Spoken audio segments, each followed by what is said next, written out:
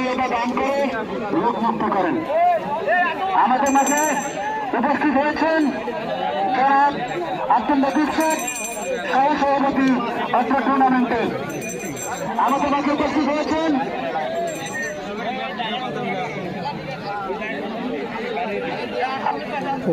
আমাদের মাঝে উপস্থিত হয়েছেন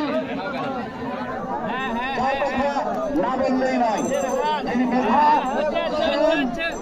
ফকির ফকির সহযোগিতা করেছেন অধ্যক্ষ মৌলানা মোহাম্মদ আপনি কোন কে খেলাবো এ ফকির খেলা ভালো লাগিছে কাল পেলাম না এই খেলা